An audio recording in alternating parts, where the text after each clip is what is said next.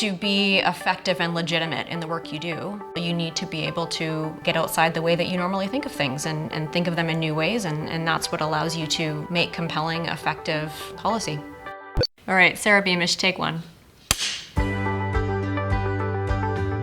So I will be teaching International Legal Challenges, which is a course that focuses partly on international law itself and then partly on how international law and global affairs or politics interrelate.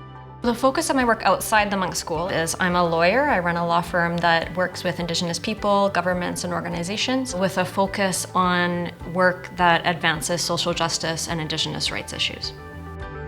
So I was a student here at the Munk School. I did the MGA, graduated 6 years ago. We are at 315 Bloor, and we're going into the basement, which is where the MGA students spent most of their time when I went here. And I think my locker was this one, number 7. I had my favorite class in the MGA in this basement. It was Ron Levy's Global Justice class.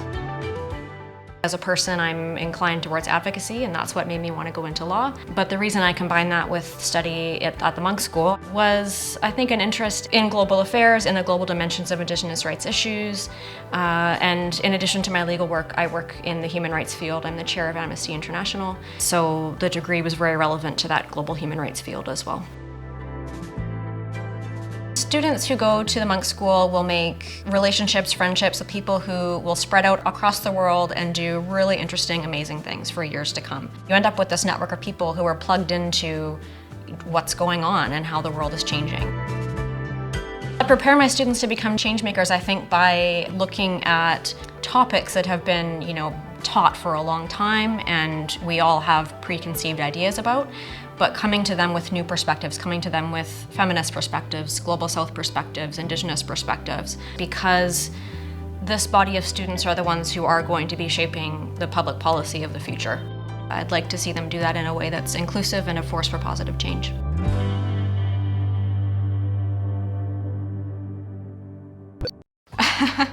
I most recently binge-watched The Great, which is a sort of comedy version of Catherine the Great's rise in Russia. The last musician I listened to, who I come back to again and again, is Damien Jurado. If I could go anywhere in the world right now, it would be Regina to visit my grandparents who haven't been able to travel because of COVID. My favorite comfort food is just anything mushy. My least favorite food is probably olives. A piece of advice for students, especially when you're learning online, is get out for walks. And in my class, I've specifically assigned a lot of podcasts on the syllabus, specifically so people can get out and listen to it while they walk.